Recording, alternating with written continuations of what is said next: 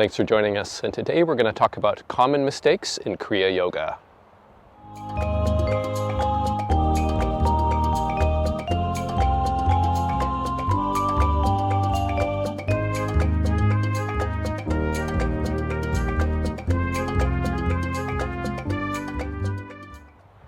So this video is about common mistakes in Kriya Yoga, and these really relate to Kriya Pranayama.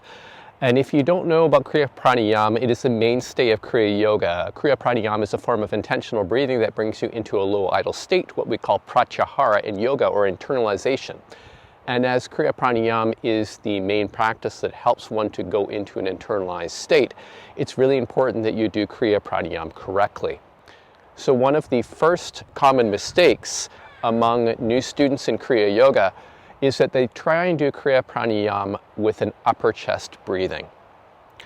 They don't engage diaphragmatic breathing. So if you know anything about the way that we breathe, we have something that's called the thoracic diaphragm. And what the thoracic diaphragm is about the level of our lower rib cage. The thoracic diaphragm is this set of muscles that push up against the lungs, allowing the lungs to deflate. And when this thoracic diaphragm drops down, it allows the lungs to inflate.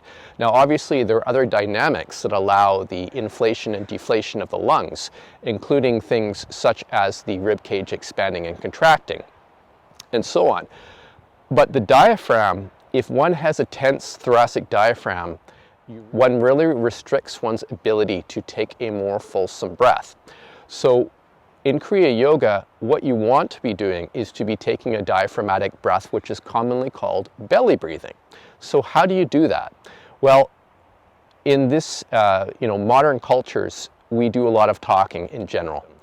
So we're used to doing upper chest breathing when we're talking, because we exhale a small amount of air with talking, we inhale a small amount of air, and then we exhale again. That is not the way to do Kriya Yoga Pranayama. What we want to be doing is engaging the thoracic diaphragm, meaning that we do belly breathing.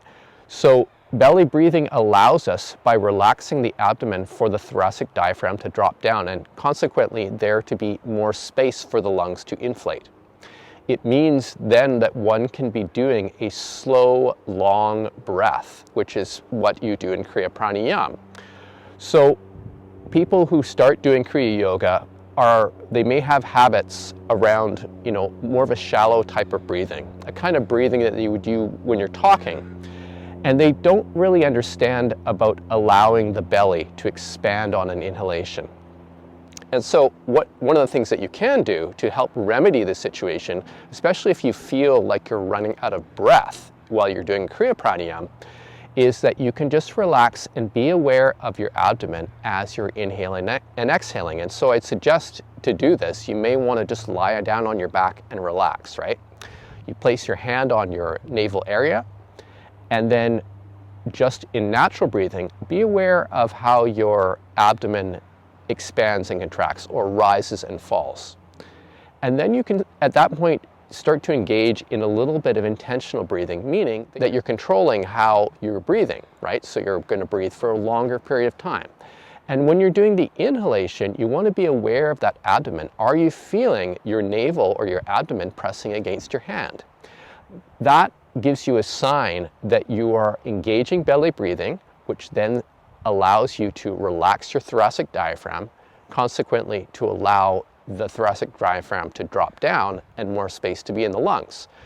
So if you have been having challenges in Kriya Pranayama, you're a new student, or even if you've been doing it for a long time, but you experience challenges where you're running out of breath or you feel uncomfortable and so on with this long breath, that abdominal breathing may be something that could help you.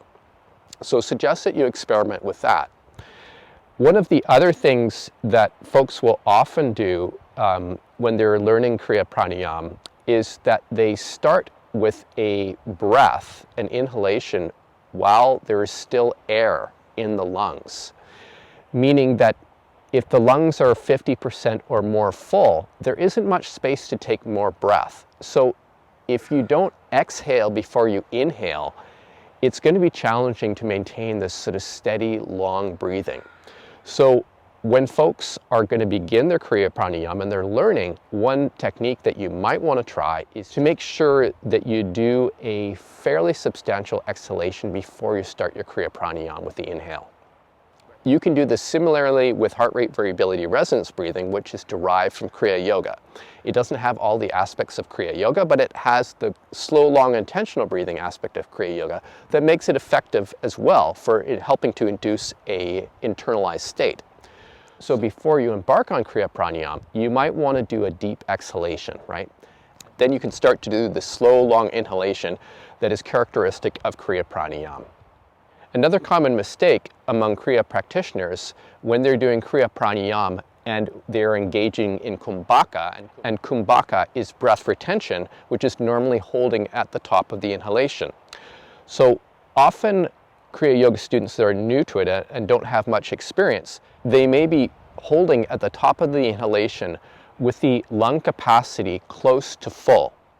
And this is okay for short holds of the breath. But when you're holding your breath for any length of time, say half a minute to a minute or more, and your lungs are completely full, and if there's not much room inside your lungs, it's going to create some pain, right? Because the pressure of the air inside is pushing against the tissues. So if you're going to be holding your breath for any length of time, it is suggested that you may want to back off on a full capacity inhalation, meaning 90 to 100% inhalation is likely going to cause some challenges if you're holding your breath for extended periods of time. If you bring your inhalation capacity to below that threshold, you'll likely feel more comfortable in holding your breath for extended periods of time. Now, this factors into, higher levels of Kriya Yoga where you're doing longer and longer breath retention, longer Kumbhaka. But it is a really good practice to get into at the beginning of your Kriya when you've just learned the first Kriya and you're doing a simple Kumbhaka, as in Yoni Mudra, that you're not holding your breath for a long period of time with that full capacity of breath, the 90 to 100% of your capacity of breath. It will just create challenges. This is also the same thing when one is doing Maha Mudra, because in Maha Mudra there is an aspect of Kumbhaka. And some students may have some challenges where they're holding their breath during the stretch, and they may feel as if they're running out of breath, and as if they're needing to catch their breath. In actual fact, they have too much breath. So as a result, it can put a bunch of stress and pressure on the lungs. But if you inhale to a comfortable threshold of your lung capacity, it's much easier to hold.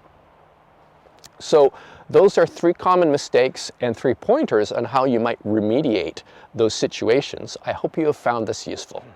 If you have any questions about this video, feel free to send me an email at info@modernkriya.com.